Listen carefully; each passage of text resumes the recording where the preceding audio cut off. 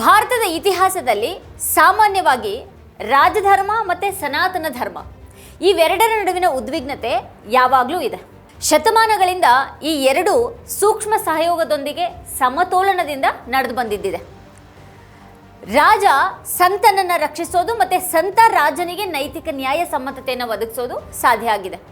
ಆದರೆ ಉತ್ತರ ಪ್ರದೇಶದಲ್ಲಿ ಈಗ ನಡೆದಿರುವಂಥ ಆದಿತ್ಯನಾಥ್ ಸರ್ಕಾರ ಮತ್ತು ಶಂಕರಾಚಾರ್ಯರ ನಡುವಿನ ಘರ್ಷಣೆ ಈ ಒಂದು ಸಮತೋಲನವನ್ನು ತಪ್ಪಿ ಮುಂದೆ ಹೋಗಿದೆ. ಉತ್ತರ ಪ್ರದೇಶದಲ್ಲಿ ಈಗ ಕಾಣಿಸ್ತಾ ಇರೋದು ಕೇವಲ ಅಧಿಕಾರಶಾಹಿ ವಿವಾದ ಅಲ್ಲ, ಇದು ಹಿಂದುತ್ವದ ಚಳುವಳಿಯಲ್ಲಿನ ಮೂಲಭೂತ ಬಿಕ್ಕಟ್ಟಿನ ಆಗಿದೆ. ಧರ್ಮದ ಹೆಸರನ್ನು ಹೇಳಿಕೊಂಡು ರಾಜಕೀಯವಾಗಿ ಬೆಳೆದವರು ಇನ್ನು ಮುಂದೆ ಆಧ್ಯಾತ್ಮಿಕ ಅಡಿಪಾಯವನ್ನು ಒದಗಿಸುವಂಥ ಮಾರ್ಗದರ್ಶಕರೇ ಬೇಕಾಗಿಲ್ಲ ಅಂತ ಭಾವಿಸುವಾಗಿದೆ. ಮುಖ್ಯಮಂತ್ರಿ ಯೋಗಿ ಆದಿತ್ಯನಾಥ್ ಮತ್ತು 4 ಶಂಕರಾಚಾರ್ಯರ ನಡುವಿನ ಸಂಘರ್ಷ ಈಗ ರಾಜಕೀಯ ಮತ್ತು ಹಿಂದೂ ನಂಬಿಕೆಯ ಭವಿಷ್ಯವನ್ನು ಹೊಸದಾಗಿ ನಿರೂಪಿಸುವ ಹಾಗೆ ಕಾಣಿಸ್ತಾ ಇದೆ. ಮೌನಿ ಅಮಾವಾಸ್ಯೆ ಸಮಯದಲ್ಲಿ ಪ್ರಯಾಗ್ರಾಜ್ನಲ್ಲಿನ ಮಾಘ ಮೇಳದ ಸಂದರ್ಭದಲ್ಲಿ ಜ್ಯೋತಿಷ ಪೀಠದ ಶಂಕರಾಚಾರ್ಯ ಸ್ವಾಮಿ ಅವಿಮುಕ್ತೇಶ್ವರಾನಂದ ಸರಸ್ವತಿ ಅವರಿಗೆ ಯುಪಿ ಸರ್ಕಾರ ಸ್ನಾನ ಮಾಡೋದಕ್ಕೆ ಅವಕಾಶವನ್ನು ನೀಡಲಿಲ್ಲ. ಸರ್ಕಾರ ಇದಕ್ಕೆ ಜನಸಂದಣಿ ನಿಯಂತ್ರಣ ಮತ್ತು ಭದ್ರತೆಯ ಕಾರಣವನ್ನು ನೀಡಿದರೆ ಭಕ್ತರ ದೃಷ್ಟಿಯಲ್ಲಿ ಇದು ಒಂದು ಧಾರ್ಮಿಕ ಲೋಪ. ಇದಲ್ಲದೆ ಅವಿಮುಕ್ತೇಶ್ವರಾನಂದ ಸರಸ್ವತಿ ಅವರು ತಾವು ಶಂಕರಾಚಾರ್ಯರು ಅನ್ನೋದಕ್ಕೆ ಪುರಾವೆಯನ್ನು ಒದಗಿಸಬೇಕು ಅಂತ ಸರ್ಕಾರ ಕೇಳ್ತು. ಯುಪಿ ಸರ್ಕಾರದ ಈ ನಿರ್ಧಾರ ದುರಹಂಕಾರದ ಪರಾಕಾಷ್ಠೆ ಅಂತಾನೆ ಹೇಳಲಾಗ್ತಾ ಇದೆ. 8ನೇ ಶತಮಾನದಲ್ಲಿ ಆದಿಶಂಕರರು ಸ್ಥಾಪಿಸಿದಂಥ 4 ಪೀಠಗಳು ಹಿಂದೂ ಕಾನೂನು ಮತ್ತು ತತ್ವಶಾಸ್ತ್ರದಲ್ಲಿ ಮಹತ್ವದ ಸ್ಥಾನವನ್ನು ಪಡೆದಿವೆ. ಶಂಕರಾಚಾರ್ಯರು ಚುನಾಯಿತ ಅಧಿಕಾರಿ ಅಥವಾ ಸರ್ಕಾರದಿಂದ ನೇಮಕಗೊಂಡವರಲ್ಲ, ಅವರು ಸಂಪ್ರದಾಯದ ದೃಷ್ಟಿಯಲ್ಲಿ ಶಿವನ ಜೀವಂತ ಪ್ರತಿನಿಧಿಗಳು. ಆದರೆ ಪೊಲೀಸರು ಮತ್ತು ಸರ್ಕಾರ ಅಂತಹ ಶಂಕರಾಚಾರ್ಯರನ್ನ ತನ್ನ ಮೊಂಡುತನ ಮತ್ತು ಭಂಡತನದೊಂದಿಗೆ ಎದುರಿಸಿದಾಗ ಅವರನ್ನು ಕೇವಲ ಪ್ರಜೆಗಳು ಅಂತ ನೋಡಿದೆ. ಶಂಕರಾಚಾರ್ಯರು ಪಲ್ಲಕ್ಕಿಯಲ್ಲಿ ಸಂಗಮಕ್ಕೆ ಹೊರಟಿದ್ರ ಬಗ್ಗೆ ಭದ್ರತೆ ವಿಷಯವನ್ನು ಮುಂದಿಟ್ಟು ಆಕ್ಷೇಪ ಎತ್ತುವ ಮೂಲಕ ಸರ್ಕಾರ ತನ್ನ ವಾದಕ್ಕೆ ಕಾನೂನಿನ ಬಲವನ್ನು ಪಡೆಯೋದಕ್ಕೆ ನೋಡುತ್ತೆ.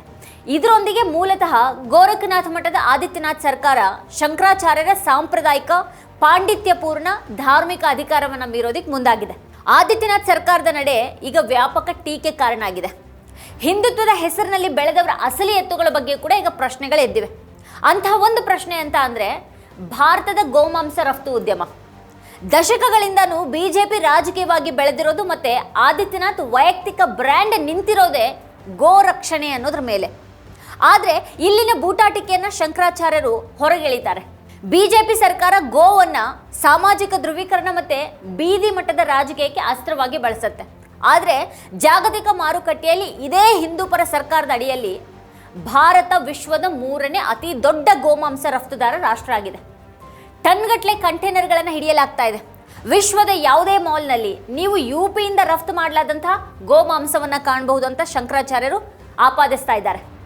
ಇದು ಹಿಂದುತ್ವ ರಾಜಕೀಯದ ಮೂಲಭೂತ ವಿರೋಧಾಭಾಸವನ್ನು ಬಯಲು ಮಾಡುತ್ತೆ. ಬಂಡವಾಳಶಾಹಿ ಬಲಕ್ಕೆ ಧಾರ್ಮಿಕತೆ ಬಳಕೆ ಆಗ್ತಾ ಇದೆ ಅನ್ನೋದನ್ನು ಅವರು ಸೂಚಿಸ್ತಾ ಇದ್ದಾರೆ. ಸರ್ಕಾರಕ್ಕೆ ಗೋವನ್ನು ಪೂಜೆ ಮಾಡೋರು ಮತಗಳು ಬೇಕು, ಅದೇ ಹೊತ್ತಿನಲ್ಲಿ ಪ್ರಾಣಿಯನ್ನು ಜಾಗತಿಕ ಸರಕಾಗಿ ಪರಿಗಣಿಸುವಂಥ ಆರ್ಥಿಕತೆಗೂ ಅದು ಜಾಗ ಮಾಡಿಕೊಡ್ತಾ ಇದೆ.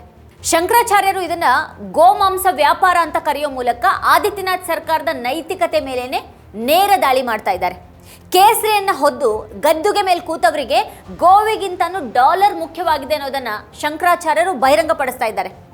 ಧಾರ್ಮಿಕತೆ ಹೆಸರಿನಲ್ಲಿ ಮುನ್ನೆಲೆಗೆ ಬಂದಂಥ ರಾಜಕೀಯ ವ್ಯಕ್ತಿಗಳು ಸಾಂಪ್ರದಾಯಿಕ ಧಾರ್ಮಿಕ ಮುಖ್ಯಸ್ಥರನ್ನ ಬದಿಗೆ ಸರಿಸುವಂಥ ಆಟವೊಂದು ನಡೆದಿರೋದು ಈಗ ಮತ್ತೊಮ್ಮೆ ಬಯಲಿಗೆ ಬಂದಿದೆ.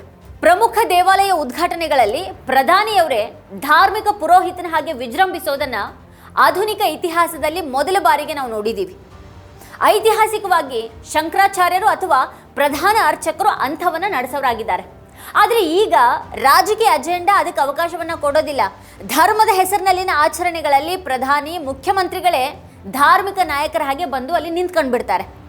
ಹೀಗಾದಾಗ ಶಂಕರಾಚಾರ್ಯರು ಅನಗತ್ಯರಾಗ್ತಾರೆ. ಧಾರ್ಮಿಕ ನಾಯಕರು ಬದಿಗೆ ಸರಿಬೇಕಾಗತ್ತೆ. ಅವರನ್ನು ಸರ್ಕಾರದ ಹಿಂದುತ್ವ ಆವೃತ್ತಿಗೆ ದೊಡ್ಡ ಅಡ್ಡಿ ಅನ್ನೋ ಹಾಗೆ ನೋಡಲಾಗತ್ತೆ. ಧಾರ್ಮಿಕ ಮುಖ್ಯಸ್ಥರು ರಾಜಕೀಯದ ಬಗ್ಗೆ ಮಾತನಾಡೋದನ್ನು ನಿಲ್ಲಿಸಬೇಕು ಅಂತ ರಾಜಕಾರಣಿಗಳು ಬಯಸಿದ್ರೆ ಅವರು ಧರ್ಮದಲ್ಲಿ ಹಸ್ತಕ್ಷೇಪ ಮಾಡೋದನ್ನು ಕೂಡ ನಿಲ್ಲಿಸಬೇಕು ಅನ್ನೋದು ಶಂಕರಾಚಾರ್ಯರ ಪ್ರತಿವಾದ. ಈಗಿನ ದುರಂತ ಏನು ಅಂತ ಅಂದರೆ ಸರ್ಕಾರ ಜಾತ್ಯತೀತವಾಗಿಲ್ಲ, ಅದು ಧರ್ಮದ ಹೆಸರಿನಲ್ಲಿನ ರಾಜಕೀಯವಾಗಿದೆ. ಅಲ್ಲಿ ರಾಜಕೀಯ ನಾಯಕ ತನ್ನನ್ನು ತಾನು ಪ್ರಧಾನ ಅರ್ಚಕ ಅಂತ ತೋರಿಸ್ಕೊಳ್ತಾ ಇದ್ದಾನೆ. ಇದು ಪಕ್ಷದ ಪ್ರಣಾಳಿಕೆಗಳಿಗಿಂತ ಪ್ರಾಚೀನ ಗ್ರಂಥಗಳಿಗೆ ಬದ್ಧವಾಗಿರುವಂತಹ ಸಾಂಪ್ರದಾಯಿಕ ಶಂಕರಾಚಾರ್ಯರಿಗೆ ಯಾವುದೇ ಅವಕಾಶವನ್ನು ನೀಡೋದಿಲ್ಲ. ಪುರಿ, ದ್ವಾರಕ ಮತ್ತು ಶೃಂಗೇರಿ ಪೀಠಗಳ ಇತರ 3 ಶಂಕರಾಚಾರ್ಯರು ನೀಡಿದಂಥ ಪ್ರತಿಕ್ರಿಯೆ ಸಂಪೂರ್ಣ ಏಕತೆಯನ್ನು ತೋರಿಸಿದೆ. ಇಲ್ಲಿ ಸ್ವಾಮಿ ಅವಿಮುಕ್ತೇಶ್ವರಾನಂದರನ್ನ ಆ 3 ಬೆಂಬಲಿಸಿರೋದು RSS ಮತ್ತು BJP ಒಂದು ಸ್ಪಷ್ಟ ಸಂದೇಶ ಆಗಿದೆ.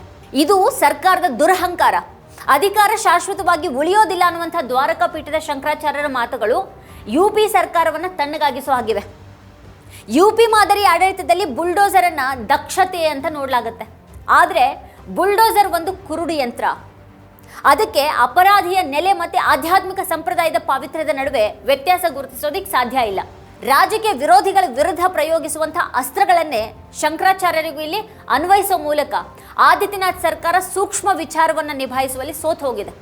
ಪಕ್ಷಕ್ಕೆ ಅಧೀನವಾದಾಗ ಮಾತ್ರನೇ ಧರ್ಮವನ್ನು ಗೌರವಿಸುವುದಾಗಿ ತೋರಿಸ್ಕೊಳ್ಳೋ ಮೂಲಕ ಅದರ ರಾಜಕೀಯ ಕುಸಿದಿದೆ. ರಾಹುಲ್ ಗಾಂಧಿಯವರಿಂದ ಹಿಡಿದು ಅಖಿಲೇಶ್ ಯಾದವ್ ಮತ್ತು ಉದ್ಧವ್ ಠಾಕ್ರೆವರೆಗೆ ವಿರೋಧ ಪಕ್ಷ UPಯಲ್ಲಿನ ಈ ಕೇಸರಿ ಸಂಘರ್ಷವನ್ನ ಲೆಕ್ಕಾಚಾರದ ಕುತೂಹಲದೊಂದಿಗೆ ನೋಡ್ತಾ ಇದೆ. ಶಂಕರಾಚಾರ್ಯರ ಜೊತೆಗೆ ನಿಲ್ಲೋ ಮೂಲಕ ವಿರೋಧ ಪಕ್ಷ BJPಯ ಭ್ರಷ್ಟ ಗೋಮಾಂಸ ರಫ್ತು ಮಾಡುವ ದುರಹಂಕಾರದ ರಾಜಕೀಯದ ವಿರುದ್ಧ ನಿಂತಾಗಿದೆ. ಈಗ ಇದು RSSಗೆ ಅಭದ್ರತೆ ಕಾಡು ಹಾಗೆ ಮಾಡಿರುವಂಥ ಒಂದು ವಿದ್ಯಮಾನ ಆಗಿದೆ. RSS ಯಾವಾಗಲೂ ಹಿಂದೂ ಧರ್ಮದ ವಿವಿಧ ಪಂಗಡಗಳನ್ನು ಒಗ್ಗೂಡಿಸೋದಕ್ಕೆ ಪ್ರಯತ್ನ ಪಡ್ತಾ ಇದೆ. ಆದರೆ ಅವರು ಬೆಂಬಲಿಸಿದ ಮುಖ್ಯಮಂತ್ರಿಯನ್ನ ಧರ್ಮದ ಅತ್ಯುನ್ನತ ನಾಯಕರೊಬ್ಬರು ಹಿಂದೂ ಅಂತ ಕರೆಯೋದಿಕ್ಕೆ ಅನರ್ಹ ಅಂತ ಹೇಳಿರುವಾಗ RSSಗೆ ತಳಮಳ ಉಂಟಾಗಿದೆ. ಈಗ ಸಂತರು ಮತ್ತೆ ಶಂಕರಾಚಾರ್ಯರು ನಡೆಸಲಿರುವಂಥ ದೆಹಲಿ ಚಲೋ ಈ ಹೊತ್ತಿನಲ್ಲಿ ಒಂದು ಸಾಂಕೇತಿಕ ತಿರುವಿನ ಹಾಗಿದೆ. 4 ಶಂಕರಾಚಾರ್ಯರು ಹಿಂದೂ ರಾಷ್ಟ್ರೀಯವಾದಿ ಸರ್ಕಾರದ ವಿರುದ್ಧ ಪ್ರತಿಭಟಿಸೋದಿಕ್ಕೆ ರಾಜಧಾನಿಗೆ ಬಂದರೆ ಕಳೆದ 1 ದಶಕದ ನಿರೂಪಣೆಗೆ ತಲೆ ಕೆಳಗಾಗ್ಬಿಡುತ್ತೆ. ದೇಶದಲ್ಲಿ ಧರ್ಮದಂಡವನ್ನು ಯಾವಾಗಲೂ ರಾಜದಂಡಕ್ಕಿಂತ ಮೇಲೆ ಇರಿಸಲಾಗಿದೆ ಅನ್ನೋದನ್ನು ಆದಿತ್ಯನಾಥ್ ಸರ್ಕಾರ ಮರ್ತಿದೆ. ಶಂಕರಾಚಾರ್ಯರಿಗೆ ನೋಟಿಸ್ ನೀಡೋ ಮೂಲಕ ಅದು ರಾಜದಂಡವನ್ನು ಧರ್ಮದಂಡಕ್ಕಿಂತ ಮೇಲಿಡೋದಕ್ಕೆ ಪ್ರಯತ್ನಿಸಿದೆ.